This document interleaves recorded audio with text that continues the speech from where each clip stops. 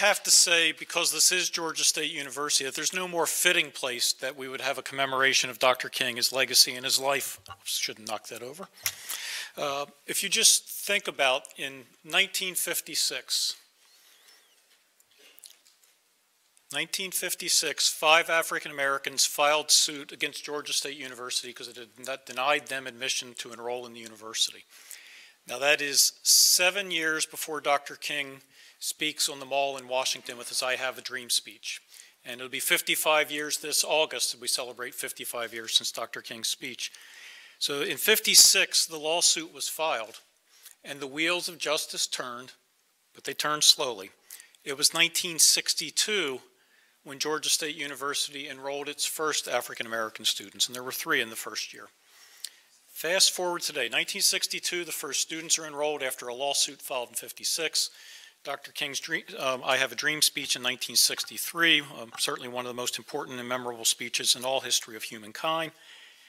And let's look at today. Georgia State University is one of the most diverse universities in the United States of America.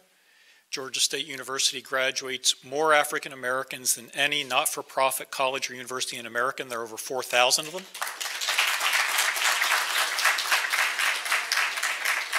We also are a leader nationally in graduating Asian Americans and Hispanics.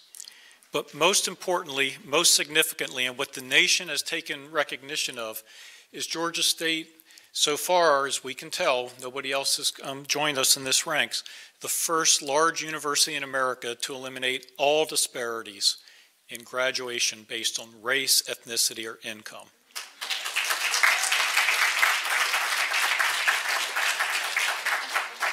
So for those of us of a certain age in this room, and not all of you are of this age, we have literally gone from people having to sue to come into this university to today the university leading the nation as a model.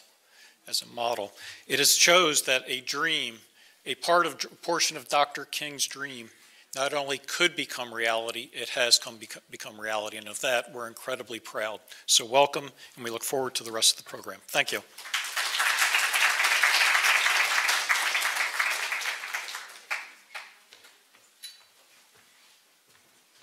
Thank you, Dr. Becker. We will now have Redeemed Gospel Choir sing Lift Every Voice and Sing, followed by a tribute to Dr. King by a member of the Zeta Mu chapter of Alpha Phi Alpha Fraternity Incorporated.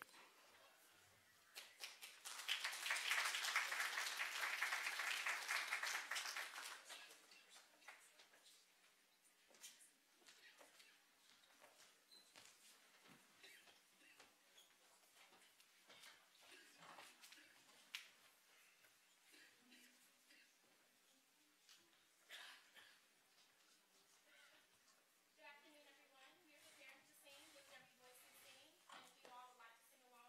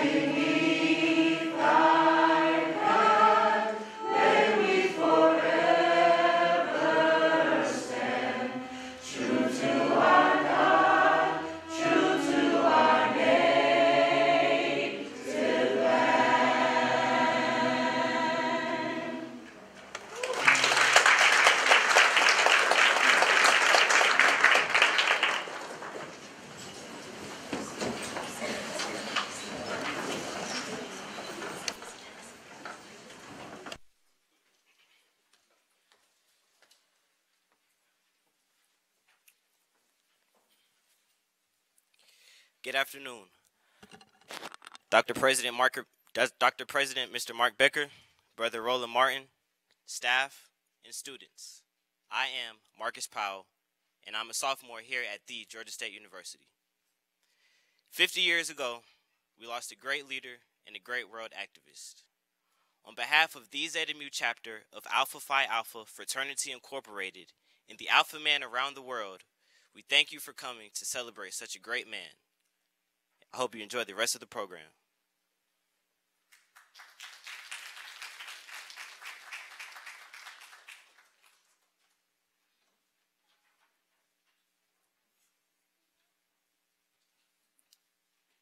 Thank you, Redeemed Gospel Choir and Marcus. Hello, my name is Imanique Heiler, and I am the Executive Director for Spotlight Programs Board. Spotlight Programs Board is a university-sponsored, student-driven program of Georgia State University Student Center. We coordinate events and activities to enhance and enrich the quality of student life at Georgia State. For more information on how to get involved with Spotlight, please visit our marketing table out front. Roland Martin was the host and managing editor of TV One's News One Now, the first daily morning news program in history to focus on news and analysis of politics, entertainment, sports, and culture from an explicitly African-American perspective. Martin is also a nationally syndicated columnist with Creators Syndicate and is a senior analyst for the Tom Joyner Morning Show, where his daily segment is heard on more than 100 stations and 8 million people daily. He is the author of 3 books, Listening to the Spirit Within, 50 Perspectives on Faith, Speak Brother, A Black Man's View of America, and the first, President Barack Obama's Road to the White House, as originally reported by Roland S. Martin. Please help me in welcoming Mr. Roland Martin to the stage.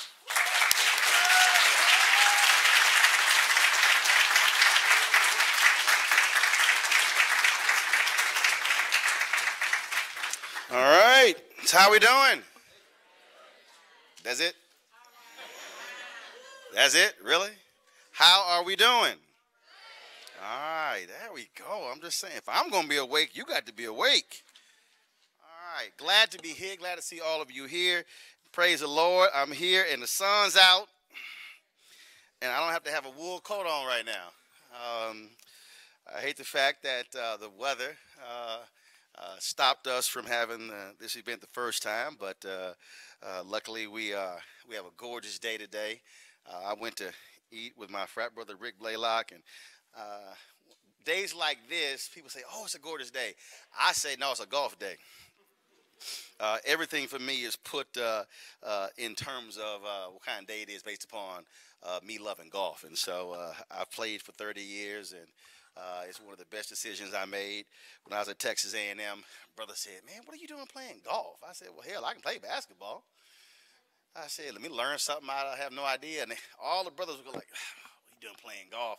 I said, about 5 years after graduation, all of y'all going to be calling me saying, "What kind of club should I get?" And that's exactly what happened. Even my Alpha fraternity brothers, they were saying, "Man, you and your brother, what's wrong with y'all playing golf?" Then, of course, they all still suck now because they didn't take it as PE in college. And so, therefore, I get to take all their money. But it's an absolutely gorgeous day. Glad to be here. Glad to see all of you here as well. Thank you very much for the introduction. Mr. President, thank you very much as well. Glad to see folks here. I was walking through, and it's always amazing when people, they see you and they go, "Is that so-and-so?" And, sometimes, you let them do it. I'll mess with them and I'll go, "Yes." Or then they'll have that look and they'll be like, And you ever had that feeling where the rest of the day you're stuck trying to figure out who somebody is? And they'll be going, I'll go, "It's me." But again, it was great seeing some of the students here, and I look forward to the meet and greet later, opportunity to chat with you, take some photos, and have a good time. So I always do this here. I'm a native of Houston, Texas. Are anybody in here from Houston? In Austin? Well, I ain't say Austin. I start with Houston first. Then I go to other places in Texas. Any other Texans here? All right, then. All right. So typically when I speak only Houstonians and Texans and Alphas get shout-outs. Because that's, of course, being born and raised in H-Town. But I got lots of friends here in Atlanta. I've come here many, many times, and so, matter of fact, I need to call Andrew Young. The problem is when you know so many people, even when you pop in and pop out, they get an attitude if you don't let them know you came in. And I'm like, look, well, follow me on Twitter, Facebook, and Instagram. I tell everybody where I'm going. And when you know so many people, I'm like, I'm not trying to call 200 people to say I came to town. And one of the times I came before, it was a trip. The brother who picked me up, he handed me a note.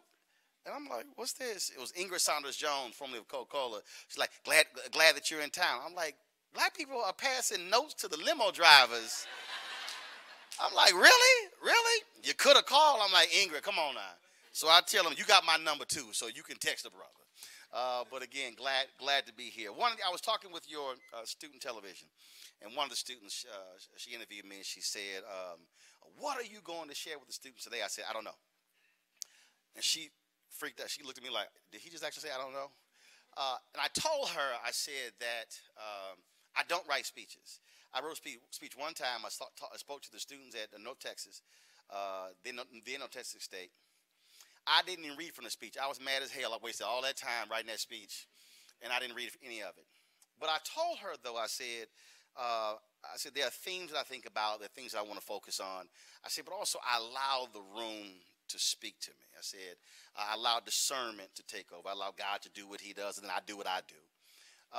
And so as I was sitting there, contemplating which direction I wanted to go in, what I wanted to focus on, what immediately jumped out at me, what jumped in my spirit was, what now? What now? Now, I'm saying what now because anytime you're in the Bible Belt and you talk to this many people who go to church, especially this many black people, you got the title, you got to tag your text. So that way, if you don't quite remember what I talked about, you're like, well, he called it what now? So you can at least remember what now. So I'm going to talk about what now. And the reason that's important because MLK events, even though I speak at many of them, they routinely bother me. They bother me because it becomes what I call the annual black checkoff event. So what happens is we go, okay, January, King's birthday, or February, Black History Month. Okay, I got to be there. So I went, took some pictures, check, I'm good, I'll see you next year. As opposed to looking at these events in a totally different way. Because what these events really should be, they should represent, if you will, when a company does an annual report. Mr. President, I take it you do a state of the university address. I guess something like that. You don't? Okay, you need to. It's just, no. So usually, annually, there's always like this, okay, this is the state of a city. Last week, Donald Trump gave the State of the Union. I had an event at Shiloh Baptist Church I called the real state of our union. It took place at the same time. So you always have this, companies do this, the state of our company. And so what happens is once a year, we sort of say, this is who we are, what we've done, what we've accomplished, where we stand, what we did last year, what we're trying to move forward going next year. And so everybody does these things. And so they're supposed to represent a look back, but also a look forward. And so what routinely happens with these events, they become just the event that serves no real purpose other than the event. As opposed to these events becoming a call to arms or a renewal, a recommitment to the cause. And see, that's really how I look at it. See, I don't look at these events as, well, we're going to have this event. It's going to be in the auditorium. Let's go. We're going to have some food later. We're going to have some punch. Some of y'all are going to try to spike it, and then we're just all going to leave. That, to me, is a failure of the mission, because if this is about back down memory lane, we could have easily sent everybody a video link to YouTube, and y'all could have enjoyed it that way. But you really should look at this event in a totally different way, and that is, if we're here to commemorate, celebrate, remember, reflect on Dr. King, it really should be, what am I going to do over the next 364 days of my life to live the very things that he was talking about? See, now all of a sudden, this takes on a whole different look. Some of y'all look at me right now going, why did I show up to the event this year? Because see, then that's where the challenge comes in, because I will dare say it is a complete waste of your time and my time, and the folks who put the event on, a waste of their time, if you come here and leave the same way you arrived, and then you come back next year doing the exact same thing you did this year, that means it was all for naught. See, last week I was in Memphis with the Samuel DeWitt Proctor Conference, and on Thursday there was a wreath-laying ceremony for Echo Jones and Robert Weaver. Some of y'all going, I don't know who you're talking about. Those were the two brothers who were the sanitation workers who were killed when they were crushed in the sanitation truck. And we went to the very spot where that barn was where they were killed. It was their deaths that led to 1,100 sanitation workers deciding 10 days later they were going to strike in Memphis. It was their decision to strike that caused them to say, we want Reverend Dr. Martin Luther King Jr. to come to Memphis. And it was that strike that led to him to come into Memphis, where he was killed. See, what happens every year around this time, we talk about him dying on April 4th, 1968, yet we completely skip over where he was when he died and why he was there when he died and what he was doing while he was there. And what he was doing was fighting for basic fundamental rights for black men in Memphis. He literally died. He was killed fighting for garbage men. I want you to think about that. He wasn't fighting for students. He wasn't fighting for accountants. He wasn't fighting for bankers. He was there fighting on behalf of garbage men, folks who picked the trash up. Let me ask you this question. When is the last time you spoke to your garbage man?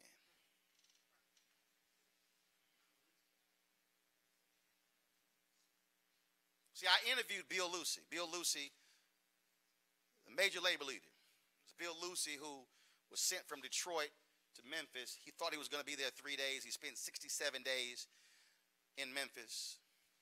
And he said, Roland, what people don't understand, this strike was about, he said, it wasn't even about wages. He said, it wasn't about health care. He said it was about the most fundamental thing is they wanted to be treated as men. And so that led me to then ask Bill, I said, well, Bill, how did the I am a man signs come up? And he said, well, me and another guy, we were sitting around, we were throwing out phrases and we were throwing out different things and we were trying to figure out something that could speak to what was going on. And he said, I threw out, I am a man. And I said, well, why was am underlined? He said, because the point was to say, I am a man. He said, this literally was a strike because these men, they simply wanted to be treated like men. They were being treated like dogs. They were literally being treated like trash. He said this had nothing to do with wages. And he said, no, obviously that was a part of it. He said these were men who were making little more than $7 a week. And he said that what happened was when there was bad weather, they would send the black men home, but then the sun came back out, they didn't recall them, they lost a whole day's wages, yet white trash workers, they would call them back and they would get paid their whole day wages. He said these were men who were simply trying to take care of their family. In fact, Robert Weaver's son was there, and they gave him a key to the city and a citation. And I interviewed him afterwards, and I said, "What is it about your father, who most people have no idea who he was or his name? What do you want them to know about your daddy?" And here's this 63-year-old man. He said, "I want everybody to understand that my daddy simply wanted to work his butt off to take care of his family." And when you begin to think about black folks in this country, here we are 398 and a half years after the first 20-odd Africans arrived in 1619. It really just shows you how basic and fundamental it is for us that all black folks simply want in America. Can we just drive down the street and not get pulled over? Can we just walk into a department store and not get followed around? Can we just go to a university and if somebody sees us wearing the colors, we don't get asked, "Do you play football?" Has it ever have dawned on you that I might just be a student who goes there and didn't play sports? These are just some basic fundamental things. All black folks saying, can I just vote without you moving the early voting locations and changing the rules? Can I just go on a job and put the work in and get paid for my talent as opposed to your subjective perspective as to who I am? Can I be a sister and just go apply for a job and you not trip because I got cornrows? I mean, I say that because that was an EEOC ruling where this more than qualified sister applied for a job, and literally after the interview, the four white folks were interviewing her, said, "No, we can't hire her because we don't like her hairstyle. We can't get with the braids and the cornrows." Now, she had her doctorate. She was a psychologist. She was more than skilled. She successfully sued them. You, the taxpayer, had to pay more than $70,000 in back wages for the job she should have gotten. But they literally said, "No, we don't want her in there because of her hair." See, this is really all black folks have been asking for since we arrived. Can we just do what we do and just leave us the hell alone?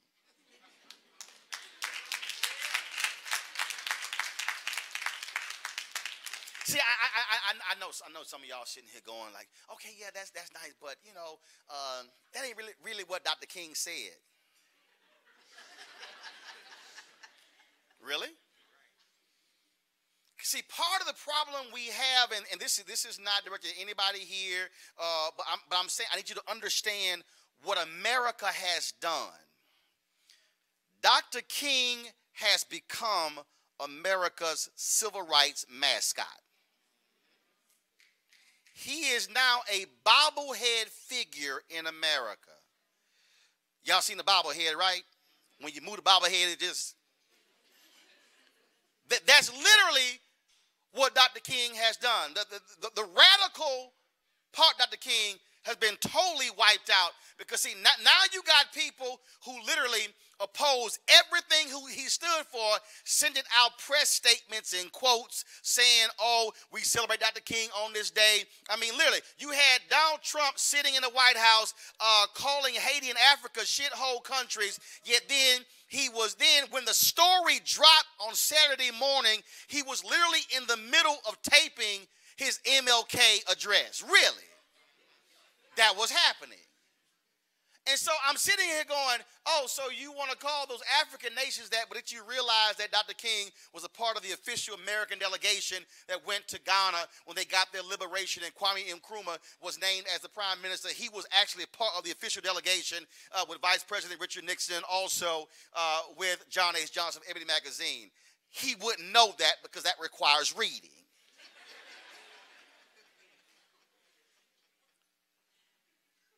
See, this is how crazy we have become as a country when we will have politicians who will talk about how wonderful and great he was, and oh my goodness, how much I respected him. Yet, deep inside one of the rules in the Department of Labor, they're trying to change the laws where the owners of restaurants could be the ones to receive tips from those workers. You tell me how you honoring the king, but you're taking money or taking tips from the very workers when the man was assassinated while fighting for garbage workers. And see, I'm not talking, y'all know, I didn't say white politicians. I didn't say Republican politicians. I said politicians. Because you got Democrats doing the exact same thing. You've got people sitting here who love to tout Dr. King, but you have to challenge them saying, don't you dare tout Dr. King and how wonderful and great he was. If you don't, then vote according to what he was fighting for. Again, somebody might be watching the live stream and they might be saying, well, that's not really the king. I know that's why. That's the problem. Because in this country, you have been given the stripped down vanilla, no taste, no flavor Dr. King, as opposed to who he was. How many of you, please, by a show of hands, has a copy or has read his book, Where Do We Go From Here, Chaos or Community? First and foremost, every single one of you, this should be a part of your library. First and foremost, when he wrote this book and published it in 1967, it was his worst-selling book. America totally rejected this particular book because, remember, it was on April 4th, 1967, where he gave the speech beyond Vietnam at Riverside Church in New York City. There's no coincidence, I don't care what anybody says, that he was assassinated to the day 1 year later. In that particular speech, he talked about his opposition to the Vietnam War and his impact on poverty programs in America. But see, he laid out these various things in his book, Chaos or Community. And some of y'all, when I said earlier, I'm like, well, that wasn't Dr. King. This is actually what he wrote. If you don't believe me, fine. You can go to page 127 of the paperback version. He said, and so being a Negro in America is not a comfortable existence. It means being a part of the company of the bruised, the battered, the scarred, and the defeated. Being a Negro in America means trying to smile when you want to cry. It means trying to hold on to physical life amid psychological death. It means the pain of watching your children grow up with clouds of inferiority in their mental skies. It means having your legs cut off and then being condemned for being a cripple. It means seeing your mother and father spiritually murdered by the slings and arrows of daily exploitation and then being hated for being an orphan. Being a Negro in America means listening to suburban politicians talk eloquently against open housing while arguing in the same breath that they are not racist. It means being harried by day and haunted by night by a nagging sense of nobodiness and constantly fighting to be saved from the poison of bitterness. It means the ache and anguish of living in so many situations where hopes unborn have died. After 348 years, racial injustice is still the Negro's burden and America's shame. Yet, for his own inner health and outer functioning, the Negro is called upon to be as resourceful, as productive, and as responsible as those who have not known such oppression and exploitation. This is the Negro's dilemma. He who starts behind in a race must forever remain behind or run faster than the man in front. What a dilemma. It is a call to do the impossible. It is enough to cause the Negro to give up in despair. He then writes, and yet there are times when life demands the perpetual doing of the impossible. The life of our slave forebears is eternal testimony to the ability of men to achieve the impossible.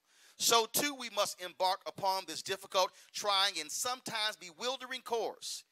With a dynamic wheel, we must transform our minus into a plus and move on aggressively through the storms of injustice and the jostling winds of daily handicaps toward the beckoning lights of fulfillment. Our dilemma is serious and our handicaps are real, but equally real is the power of a creative will and its ability to give us the courage to go on in spite of. See, that's the radical king America does not want you to read about. Because see, if you then begin to read about that king, then you have a whole different view. Then you no longer are so fixated on his I have a dream speech, and then you only are concerned about the dream part, yet you ignore the top 2/3 of that speech when he talked about injustice in America, when he talked about police brutality, when he talked about voter suppression, when he talked about check stamp insufficient funds. See, you can't get to the dream part unless you go through the nightmare part first. And you can't realize a dream unless you deal with what he laid out. That's the nightmare. See, then you've got to listen to his speech in 1965 when they finished the march from Selma to Montgomery, when he talked about the reality that what happened after Reconstruction, and when you had Jim Crow, the great compromise of 1877 that was never written down, that was never officially notified, where Republicans then said, look, we'll give y'all the presidency long as y'all remove the federal troops from the South. That was a deal cut between Hayes and Tilden. It was that deal that led to the beginning of Jim Crow. What you will then realize that during that particular period, that white advancement in America was increasing, because what they didn't realize that the actions of freed slaves was freeing them from poverty, freeing them from no education. But then all of a sudden, rich white landowners said, oh, hell no, we can't have that. We can't have black folks aligning with poor white folks, because they will all of a sudden will change what's happening. And so therefore, they begin to use mass media to begin to drive home segregation and begin to put those laws in place. But see, it went beyond America, because when you went to 1929, how America began to export its racism to American-owned hotels in other countries. So when Robert Abbott, who founded the Chicago Defender, traveled the world, here he was, one of the richest black men in the country, yet when he was in South America, he stayed in the finest hotels, yet when he went to European countries, they said, I'm sorry, no Negroes allowed here. And they say, well, wait a minute, I'm sorry, we're in Europe, we're in Paris, we're in France, we're in Germany, but America exported its racism around the country to impact what was happening in those countries. Do understand, in Nazi Germany, they were looking at Jim Crow, so when they saw segregated buses in America, they then said we should have that in Germany when it came to Jews. Don't think for a second that what was an American institution somehow did not get transferred around the world. And so what King and his lieutenants and his allies, what they're trying to teach us in 2018 is that not a single one of us, whether we are black or white or Hispanic or Asian, it doesn't matter. We cannot be comfortable with so-called advancements. We have to say, like Jackie Robinson, I never had it made, because as long as one black man's not free, I'm not free. See, when you begin to think that way, all of a sudden, see, now it changes. See, I remember I call this what now? Because see, a lot of us, if we are real honest, a lot of us, folks in this room who are black, who are white, who are Latino, who are Asian, who are Native American, a lot of us are real comfortable. Now, we say we're not, but actually we are. Because we are seeing injustices happening before our very eyes, but a lot of us say, you know what, look, man, I ain't got time for that. Look, I'm here. I'm trying to graduate. I'm trying to get my own thing. I'm trying to get my own job. But then what happens then when you graduate, then you try to get your own job, and then when you're black, you literally are making the same amount of money as somebody white with a high school diploma and a couple of college credit hours, but here you are with a college degree, and you were saying, well, wait a minute. America said get an education, I would do better. America said, yeah, but you still black.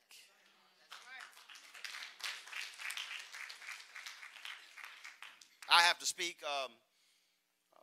in Buffalo in a couple of weeks, and a reporter interviewed me last night, and I'm scheduled to talk to some middle school students, and she asked me, she said, well, what is it you going to say to them? Are you going to challenge them to do something with their parents? I said, no, I'm going to talk to them. She said, well, what do you mean? You're going to talk to them? I said, well, I'm going to challenge those very, and she said, well, these are going to be mostly white students. I said, yes, I'm going to challenge those very white middle school students that they should right now be checking their fellow peers when they begin to hear racist or bigoted or prejudiced language or thought processes. I said, because they have to get it from somewhere else. I said, racism is taught. I said, it's not inherent. You're not born with your biology. I said, it don't come with your cell count. I said, so do understand, I'm going to challenge them because they could be challenging their very peers not to begin to develop and form these racist identities or whatever they're getting from their parents. I said, they can be doing it now. It never occurred to her. I said, see, what you don't understand is we've decided to say, we don't want our kids involved with that. I said, so you want me to step back and watch a kid grow up to become 18, 19 years old and then say something? I said, do you know what that results in? That results in Stephen Miller being an aide to the president at 34 years old, and he wants to have a whitening of America with the immigration policy. That leads to Richard Spencer going to a private school in Dallas, becoming a white supremacist, going to Duke. Guess who was his mentor at Duke? Stephen Miller. I said, don't think for a second that we should somehow be quiet and watch what is happening. No, we should be challenging our very middle school kids and our elementary kids not to be carrying the same toxic views as their parents. I said, yet if we say nothing, then who is going to educate them?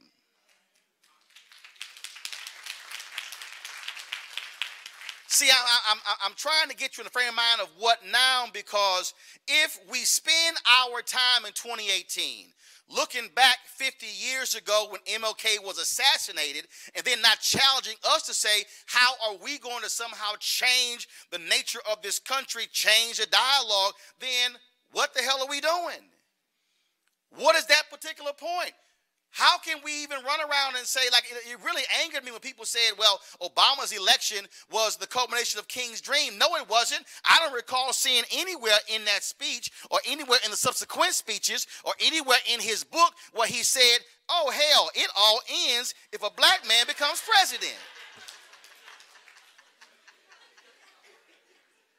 Because, see, I understand that Heather Heyer was killed at a rally in Charlottesville, Virginia. That took place some 20-plus years after Douglas Wilder became the first black governor of Virginia. See, the election of a black man or a black woman somehow ends racism. Within Virginia should be the crown jewel of America, because they had a black governor a long time ago, and it took them all these years to get another black lieutenant governor. See, when we begin to fall for these nonsensical milestones and say, well, no, that's it. Man, I was on CNN. They were like, Roland, is this post-race? I'm like, hell no, it's not post-race. And they said, why do you feel that way? I said, because the entire executive suite of CNN is white. Then they were like, oh, hold up.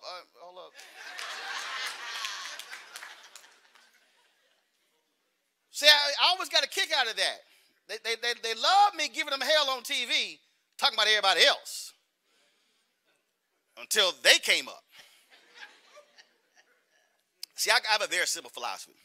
When you hire a pit bull, it's still a pit bull.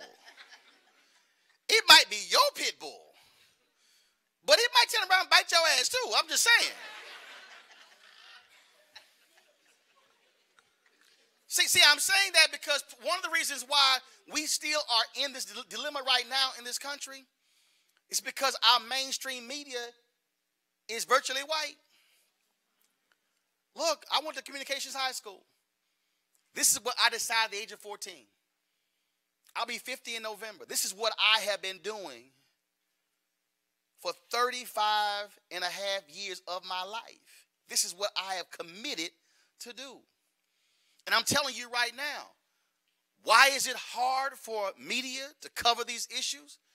Because if you walk into the executive suites of every single network, you can do a roll call, take your pick.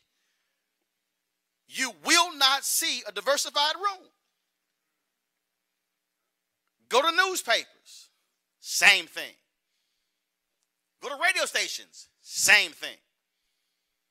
Go to digital websites, same thing. It is repeating itself because I need you to understand that media shapes and forms. Media does not just inform, it shapes and forms. Again, go back and read or listen to King's speech there in Montgomery after the Selma March, where he talked about how media was used to drive through Jim Crow. America's greatest export is its movies. Hollywood has said, oh, no, black movies don't sell overseas. How can the world be 2/3 people of color? How can a kid in Japan know every word of a Jay-Z song and can't speak English? How can a child in China adore Kobe Bryant, but Hollywood says, these movies don't transport well overseas? No. Somebody's making a decision not for them to go overseas. America's greatest export are what? Our movies. So therefore, people around the world are shaping their opinion of America based upon what they see on the big screen. See, that's what is happening in this country. See, I've always said that media is the last bastion. Dr. King understood the power of media. He wrote for Ebony and Jet magazine. He had alliances with black press. He never did anything without media. Even when mainstream media all of a sudden woke up, and the New York Times and Time and Newsweek and the rest of them decided to start covering the black freedom movement. Some of y'all call it the civil rights movement. We can debate what those two particular phrases as a reason why some of us call it black freedom movement. Because, as a matter of fact, let me put a pin in that. See, the difference between a black freedom movement. See, let me help y'all out since we're on a college campus, and y'all can challenge your professors on this if you want to. So I'm going to stir some stuff up, Mr. President. See, it's very simple. See, when you say there's a civil rights movement versus a black freedom movement, see, civil rights, that must be legislated. That must be passed. No, freedom means I want everything I'm supposed to get the moment I'm born. See, some of y'all didn't get that. Over here, somebody got to pass something for me to get something. Freedom means I get it the moment I arrive. That's why if you spend all your time and go through Dr. King's speeches, you might hear him use the word equality a handful of times. No, he always talked about freedom. Comment, what did he say in Glory? Freedom is like a religion to us. What did In Vogue say? Free your mind and the rest will follow. Freedom.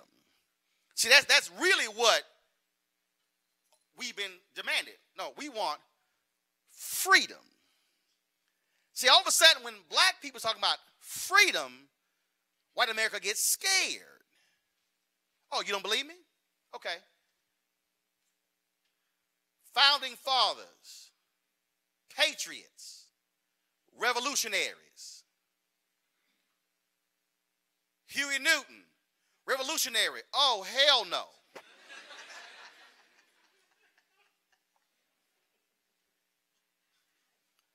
Black Panthers studied the law, went to the state capitol in Sacramento. The law says you can carry long rifles in public. They changed the law when them black dudes showed up in long rifles. If you want gun control in America, have every black person go out and buy a gun. Y'all think I'm lying. There will be new gun laws in about 24 hours. That's just fact. In order for us to change the path that we're on, it is going to require a new generation of freedom fighters. It is going to require us, and when I say us, I don't just mean black people, because when I talked about Dr. King giving that speech in Montgomery on the steps of the Capitol, do understand the same day a white woman named Viola Liuzzo was driving back to Selma because she was helping transport folks to get them the right to vote. This was a white woman who was a mother and a wife from Michigan who came down to Alabama, yet she was driving on that particular road, and a truck pulled up, and 3 Klansmen stuck a gun out, blew her head off as she was driving. There was a brother who was in the car. He played dead, and that's how he survived. The only reason we know because one of the guys in that truck was an FBI informant. Those individuals were arrested. If you go to Selma, go to Montgomery, and drive down that road, there's a memorial on the side of the road for Viola Liuzzo. And so I mentioned Heather Heyer earlier, who was killed in Charlottesville. James Reed was a white Unitarian minister from Boston who was killed after Bloody Sunday when he went down to Selma. What I'm trying to say is, in the fight in terms of black freedom movement, in the fight for rights for freedom, you had some white folks who were killed along the way because they understood that if everybody in America can't be free, even they are not free. And so everybody has a role to play in this, and this is no time for us to be so caught up remembering folks who we have never met, we were not even born. This is the time for this generation to begin to say, how am I going to be a difference maker? How am I going to change what is happening? And then somebody sitting here, you're saying, well, where can I start? What can I do? You start exactly where you are.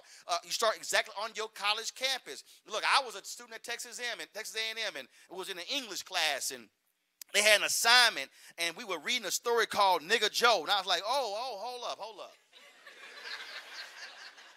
I said,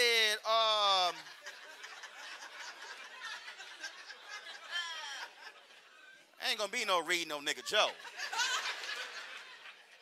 I had an English professor, and she said, well, if you got a problem with the reading assignment, you can go to see the head of the English department. Well, she was talking to the wrong Negro. Because I said, fine, where's his office? And I went to the office, and I walked into the office, and I said, look, we got a problem. I said, here's the syllabus. I said, I'm trying to understand something. This is late 19th century, the 20th century, and I'm going through here, and I'm seeing a whole bunch of white folks who killed themselves, like Hemingway and London and the rest of them, the other woman, one of the people that killed themselves. I said, can I see some black people? Can I please see some Langston Hughes? Can I see some Zora Neale Hurston? Can I please see some James Baldwin? Can I please see some Richard Wright? And he looked at me. I said, because I'm telling you right now, we got a problem with Nigga Joe.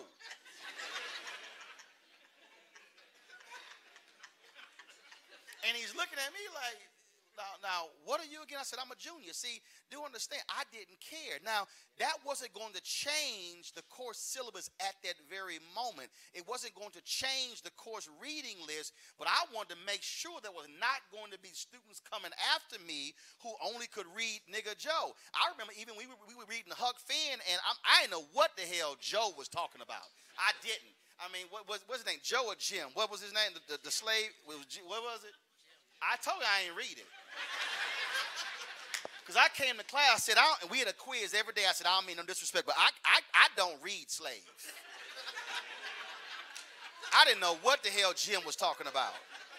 I said, I'm going to have to get like a redacted version or something. And so here I was, a student. I was challenging the reading list. When the Texas A&M band played Dixie, I said, oh, hell no, we got a problem. When I wrote a piece for the newspaper, I came home, my brother said, dog, what did you do? He said, you got all the white folks at A&M calling you. We live to get an apartment. Our message was filled. But here's the deal, I didn't care. It didn't matter to me that 3% or less than 3% of students at Texas A&M were black. It did not matter. I said, there's no way I'm going to be a student at a university and the band plays Dixie at halftime. Now, I understood that what I was doing at Texas A&M from 1987-91 was not going to impact my life, but it was going to impact a student coming after me. And it's no different than when I sat in CNN and I began to challenge them saying, why don't we have more black producers and more black folks in prime time and more anchors?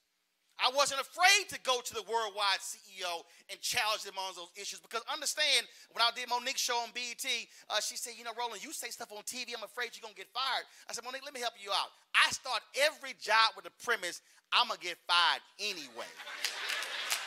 That's right.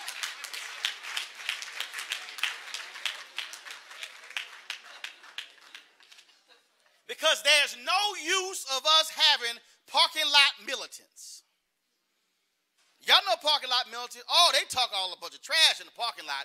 Man, we need to do this. When they go back inside, they quiet like a mouse in church. What I'm saying is we cannot be satisfied with status quo and somehow thinking it's going to change.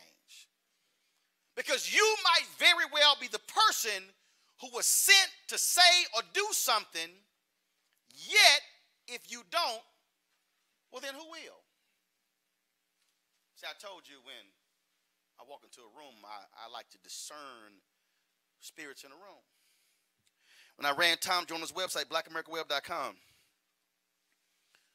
a sister sent me an email one day and she said, I've been listening to Tom Jones for months and I never went to this website.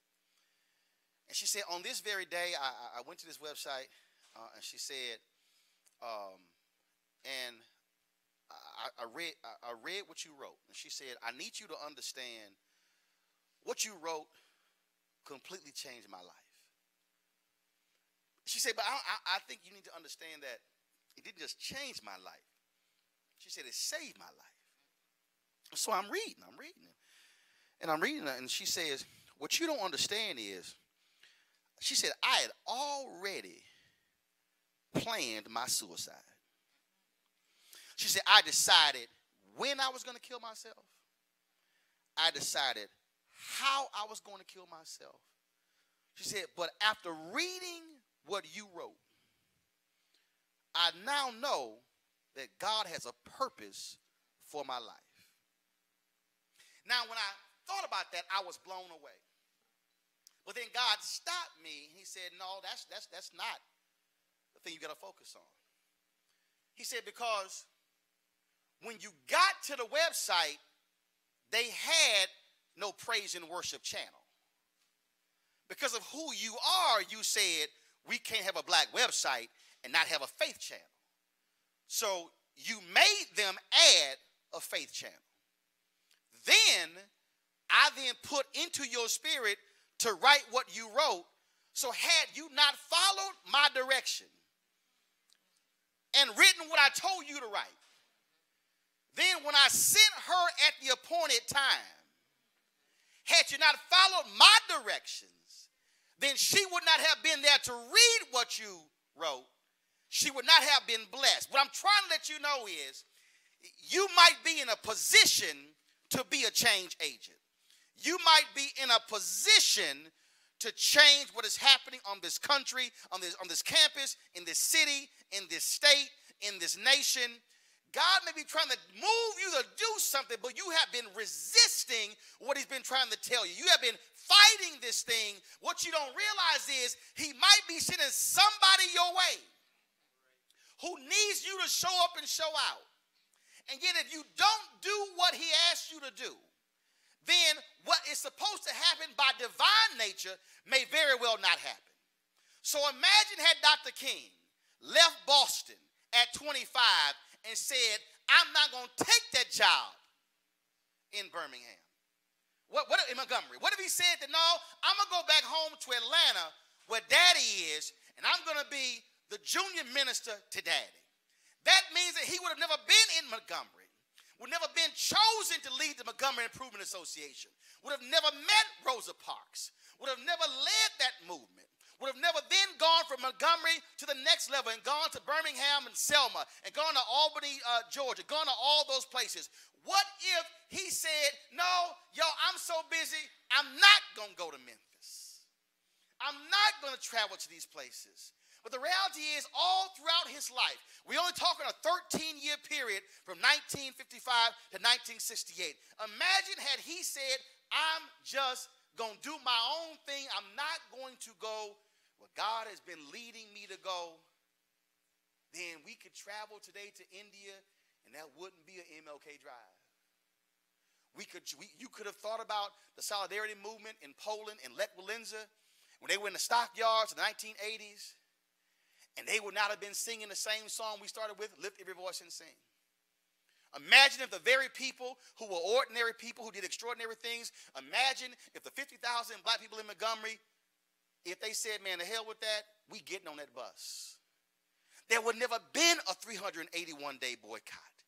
There would have never been a lawsuit to get rid of segregated busing in America. Imagine if Jimmy Lee Jackson said, no, I'm just going to go ahead and stay home and watch TV tonight, as opposed to when he was shot and killed in that restaurant. That's what led to Bloody Sunday. And then Bloody Sunday led to the march from Selma to Montgomery. Imagine if Fred Hampton was not one of the leaders of the Black Panthers in Chicago. Imagine if Dorothy Height didn't do what she did. Imagine if she said, I'm just going to go ahead and do my own thing. Imagine if Constance Baker Motley said, I'm not interested. Imagine if the two black workers at Polaroid did not walk into the store, did not walk into the company and see that passbook in the early 1970s and begin to realize that that was the passbook that black South Africans had to show their papers, and it was the efforts of Ken Williams and later his wife Carolyn Hunter. She worked there. They later got married. They are the two people who started the movement against apartheid to begin to pull money out. When you think about that effort, that wasn't started by a bank. That wasn't started at Howard or Harvard or Yale. The divestment movement against South Africa that brought down apartheid was started by two black workers at Polaroid in 1970. They began to push that issue. They informed the Congressional Black Caucus about divesting out of South Africa, and that's what led to divestment, and that's what led to Nelson Mandela getting out of prison. It was two black workers at Polaroid, one of them a 25-year-old chemist whose mama said, baby, you got a good job and a good degree. Why you gonna mess this thing up? But Carolyn said, mama, this is just too important. Did Carolyn lose her job? Yes. Did Ken leave his job? Yes. Did Polaroid fight them? But if you Google Polaroid revolutionary workers, you will see it was those individuals who started the divestment movement in South Africa, and that's what led to it. And the reason that thing is so important, because when I spoke on Martha's Vineyard several years ago, I was staying with a couple of people in their home, and we had a great time over those 3 days. And then 2 years later, I'm sitting in a hotel in New York at 2 o'clock in the morning watching a documentary on PBS, and I'm sitting here and I'm going, that looked like the woman who I stayed with in Martha's Vineyard. And then I text her daughter Lisette, and she said, yeah, that was my mama. The woman I was staying with in Martha's Vineyard, that was the Carolyn from Polaroid Revolutionary Workers. That's how I found out about what they did. What I'm trying to say is the reason we are even sitting in this building is because there were some people who didn't care about tomorrow, who didn't care about bank accounts, who didn't care about all of those things. They said, I'm willing to change what's happening now for people going down the road. I need you to visualize this right now. The actions you take today are going to have an impact on your children's children. That you have some unborn children right now who are going to be blessed by your actions, by what you do today. Your children's children's children are going to be impacted. And so I want us to be in a situation where that when a speaker comes here 50 years from now, and they're talking about the 100th commemoration of Dr. King's assassination, I want, as a part of this event, them to talk about a group of Georgia State students who said, you know what? We're not interested in status quo. We're not interested in doing the same thing. We're not happy that Atlanta is here. No, we can even go higher. We're not satisfied with what we've gotten. So when I say what now, what that means is you have to now make a decision. You now must decide, are you going to be one of those status quo individuals, or are you going to say, I'm going to accept the challenge to be a change agent? Are you going to return to your dorm or your home today the same way you came.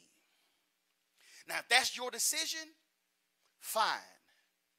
But don't complain when stuff don't go your way. Don't complain when you can't get a loan. Don't complain when you're trying to buy a house somewhere and you're getting resistance.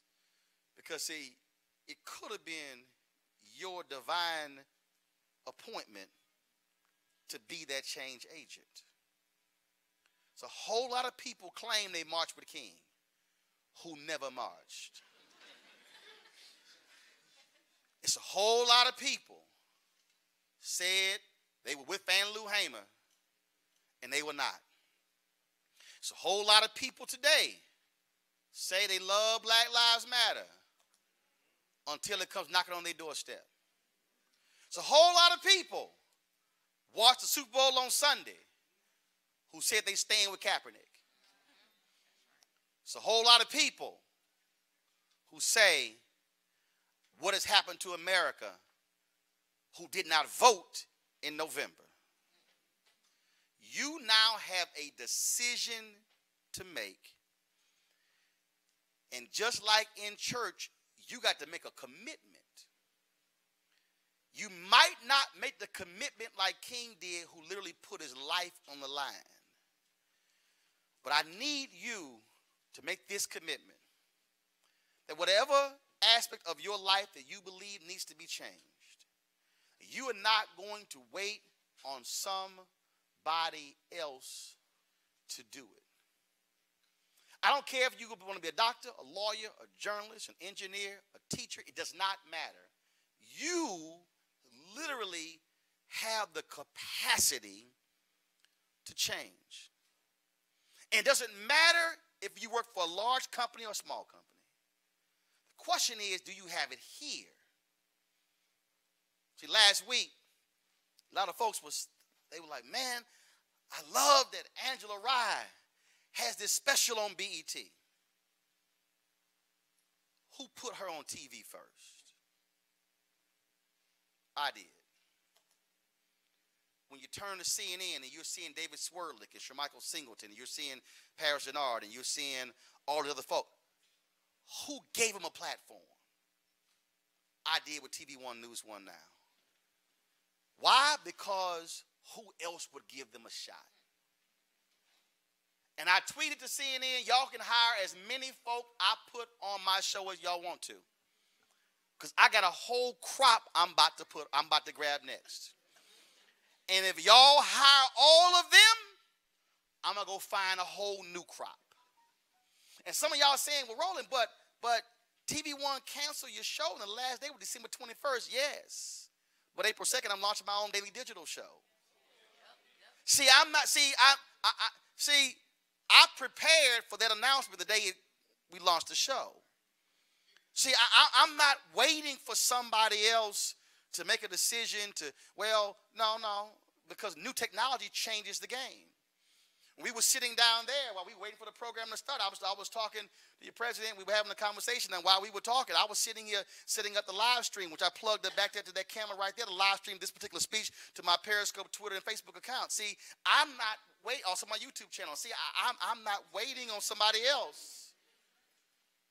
I don't need to go get a millennial to learn how to do this stuff. I teach them how to do it. Why am I saying that? It's because in my field, I'm being that change agent.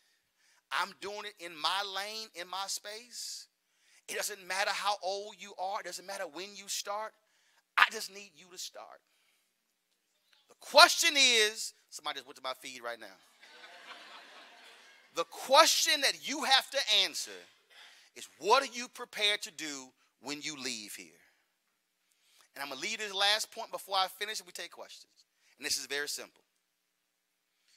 You might get pushback from folk who like you or love you. And that's fine. But do understand, in the last year of his life, everybody abandoned King. Civil rights leaders abandoned King. His speaking opportunities dried up. He wouldn't talk to the president. National Urban League, NAACP, all condemned him. He was fighting with his own SCLC people because they said, "Doctor, how dare you speak out against the war in Vietnam?" But his conscience said, "I must speak out." Sometimes when you put it all on the line, you got to go with your conscience. And some folks might say, "Well, that's a bad idea. Don't do that. You might lose everything you got." Well, sometimes you got to lose some stuff to gain some stuff.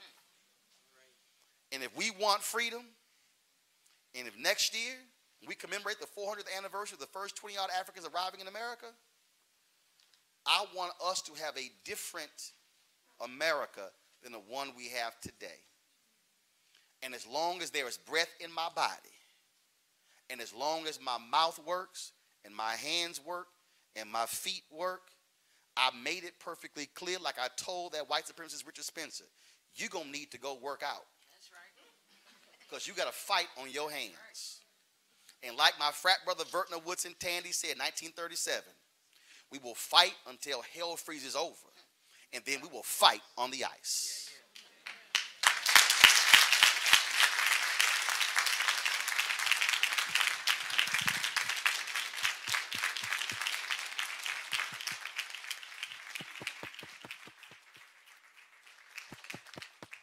All right, we got questions.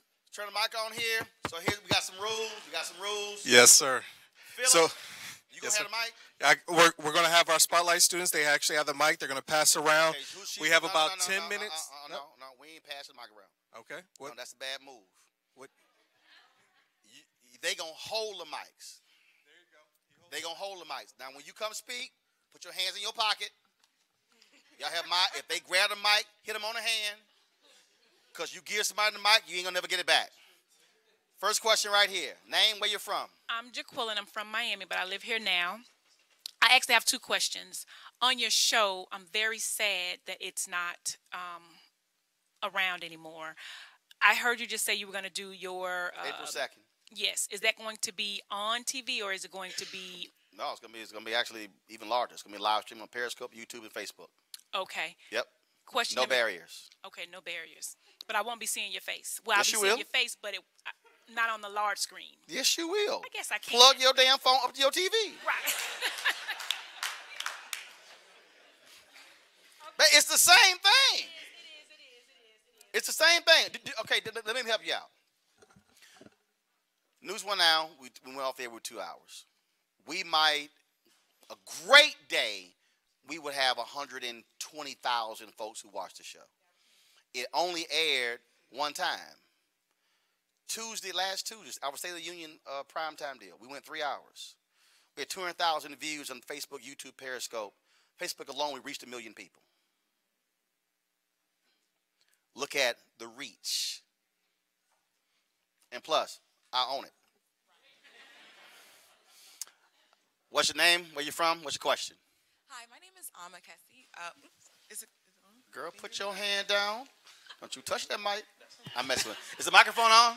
Hello. Oh, okay. Hi, I just had a quick question. I wanted to ask, what would you say is 3 characteristics that a journalist should have? 1988, Max Robinson spoke at Howard University, and he said, and of course, first of all, Max Robinson was the first African-American evening news anchor on ABC when they had Max Robinson, Peter Jennings, and Frank Reynolds. And he said to the folks there, he said, never ever lose your integrity or your credibility, because in the end, that's all you've got. And so integrity and credibility are the first 2. The third is work ethic. And that applies to beyond journalism. The reason I get a lot of students who ask me all the time, they say, what's your advice? We know what you do. I tell them work ethic. Because do understand, it's a lot of people who don't really want to work. A lot of people don't want to put the work in. I love it when people talk about the Super Bowl and say, well, Tom Brady, or talk about LeBron James and how many consecutive finals he's gone through. You're not seeing the work. You're not seeing the work. And so I tell people all the time, when I was in Texas A&M, there were many times when folks would be like, hey, man, let's do a road trip. I said, no, I got this event tomorrow. Yeah, man, that can wait. No, it can't, because I'm here for a sheet of paper. That's all I'm here for. I'm here to get paid. I mean, I had a singular focus the moment I walked into the campus, a singular focus. Graduate, get my sheet of paper, and go. Because I knew what I was trying to do. It was work ethic. Even now, people sit here and we were at Dick Gregory's funeral, and his brother said, "Man, what you doing?" He said, "You can pay people to shoot." I said, "Why? I know what the hell I'm doing." And I said, "Why am I going to pay somebody because they don't see what I see?" I said, "No." I said, "I know what I'm doing." And it happens all the time. I mean, literally, some of y'all think I'm joking. Before we came in here, we were sitting over there, and I said, I said, "Philip, y'all live streaming this?" He said, "Yes." I said, "Who's live streaming it? What platform are they using?" I said, "How Ethernet line or Wi-Fi?" I said, "How many outlets from the camera?" He was like, "I don't know what the hell you talking about, Roland, but I'm going to call the person right now. His name is Matt." Philip's like, "Here's my phone. You can talk to him." And so we were sitting back there, and then all of a sudden we're trying to get the Ethernet line working, and there was a power issue, and then all of a sudden, okay, he said, "Look, I can go HDMI out of my camera, go SD out of my camera." I said, "Fine, I got my Black Magic converter," so I pull up my bag. And so I got 2 iPads in there, my MacBook Pro, got all the different connections. I carry a Canon X825 HD camera with me, in addition to 3 other HD cameras. And so somebody would say, "Well, dude, why do you do all of that?" Because I can, and this is what I do. I put the time in. That's work ethic. And so many people, they want the accolades. They want to be able to, and Ricky and I were walking here, and 3 sisters were on a bus. They here for some conference, and they stopped, and they're like, "Roland Martin." I'm like, "Hey, how y'all doing?" And we're taking selfies. See, folks want the selfies, but they don't want the work ethic that produces that. They want folks to see them and praise them and pay them and all that sort of stuff. But they don't want to do what leads to that. And then there's those very same people, there's some people in our business who didn't put that kind of work in, and they're on air. But then guess what happens when they get fired or they get laid off? They can't do anything else. They can't shoot. They can't edit. They can't do any of that. And so all of that goes into who I am and what I do. And so when I'm talking about this digital show, I'm sitting with my team. One of my guys said, he said, "Dude, you have this entire plan from plan, idea to execution to advertising to the nonprofit. He said, you have this all completely mapped up in your head." I'm like, "Yes, I do, because this is what I do." You got to put the work in if you want to be great. And there's no day, I was up till 1 o'clock this morning doing it. There is no day where I believe I've learned all I need to learn. That will never happen, which means that no matter what my age is, I will always be putting the work in, because there's still a desire to be great. Question. Oh, you're going to have to stand up. You're just going to lay your ass back. I'm just going to sit here and lay back, chill, make her reach down. Go ahead. Well, hello, Mr. Martin. My name is Mr. Martin. I'm Roland. Mr. Martin, that's my daddy. All right, I'm Roland. My name is Anthony Patterson. I'm a member of the NABJ GSU chapter here at Georgia State University. All right. That's National Association of Black Journalists, for y'all who don't know. Go ahead. But yeah, you sort of tapped along in it. I remember you at the NABJ conference speaking about pretty much investing in yourself. Yep. And how you saw pretty much yourself going to News One instead of going anywhere else. My main question was, through Texas A&M and on into your career, what was your biggest challenge for you that you saw, or that you may have to sort of rethink or make something different to get to where you was at? I would say first, patience. So what happens is we're always very impatient to do certain things. So that was one. And 2 probably would be, as a part of impatience, learning that there is no straight line to what we do. So I'll give you an example. So in 2000, I had 1999, I got divorced. I was in Houston. I moved back to Dallas. There was a job that was promised to me.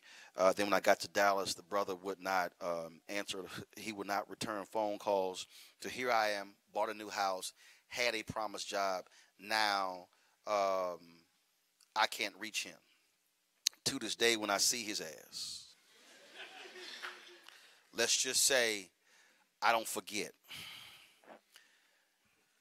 I don't forget. I'm a Scorpio. I forget nothing. I got an issue even with forgiveness.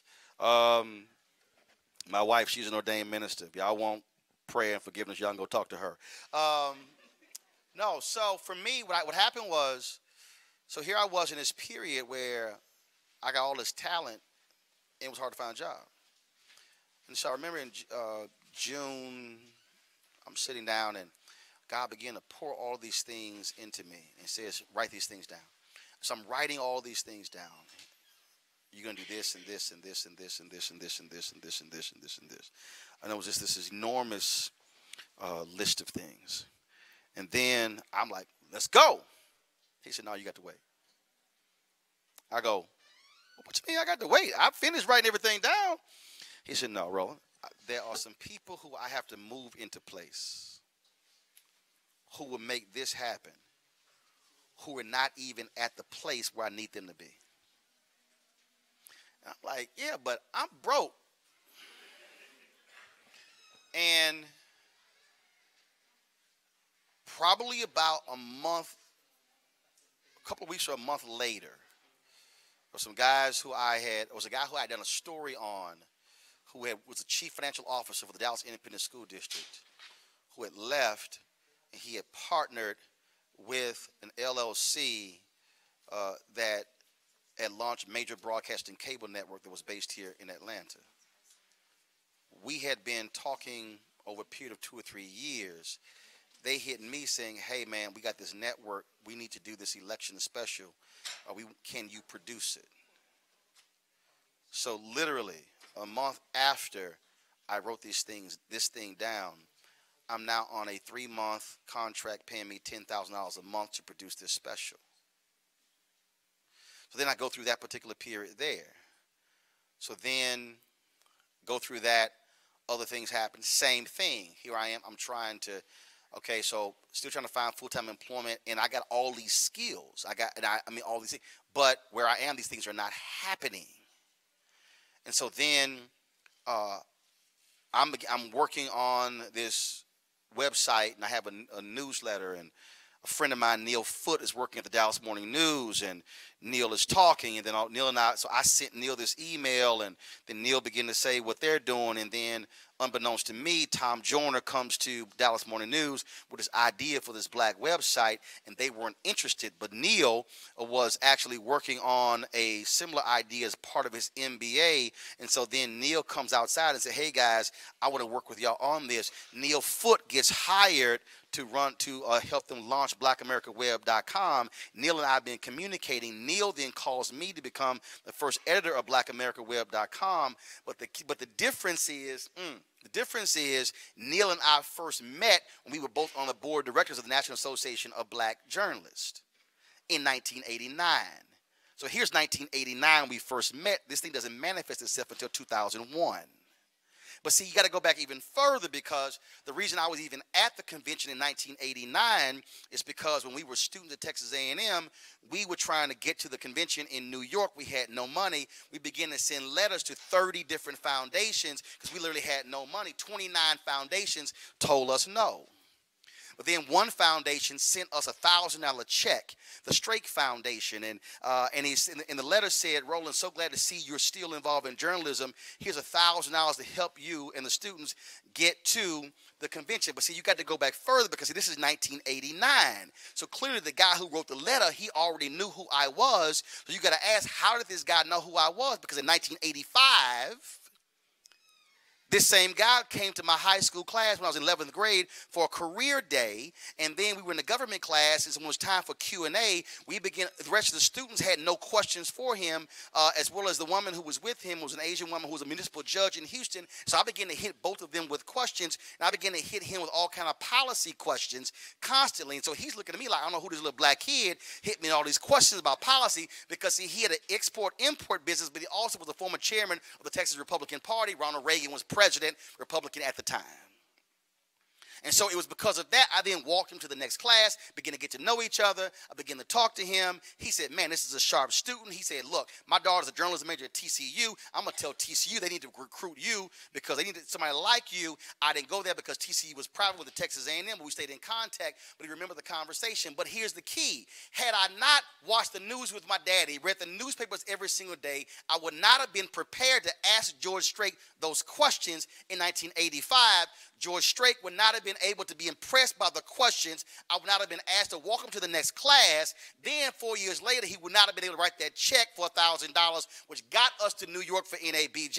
And I could have not run for the student representative board, student representative position on the board, where I met Neil Foote. But beyond meeting Neil Foote, on the same NABJ board was Jonathan Rogers, who later became the first president of TV1.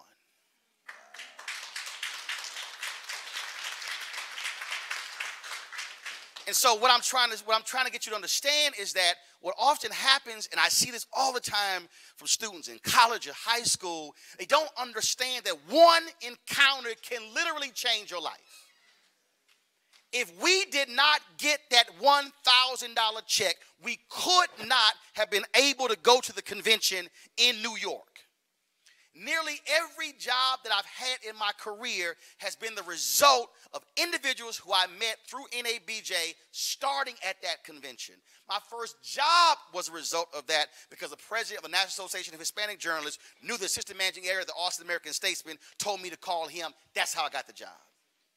And so what baffles me is when I run into students who are not prepared for the moment, who are not prepared to ask questions, who are not prepared to make their presence felt. And I'll go places, I'm even journalism students who won't even say, hey, what's your email? Can I stay in contact? Because it may not result in a job today or next week or next month or 2 years from now, but something could literally happen 10, 12, 15 years later, may or may not, but you did something where somebody says, I remember that sister, I remember that brother when I spoke at Georgia State or when I was over here. But if you never let your presence be known, no one will remember you. No one. That's it?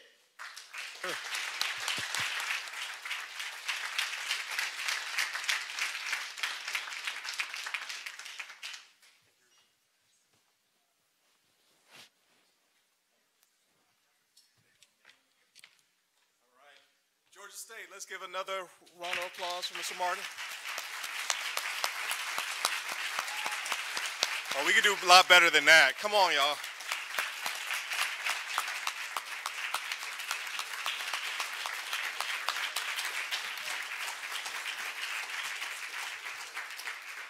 Again, Mr. Martin, on behalf of Georgia State University, Division of Student Affairs, Spotlight Programs Board, and Black Student Achievement, we thank you for being here for this MLK commemoration.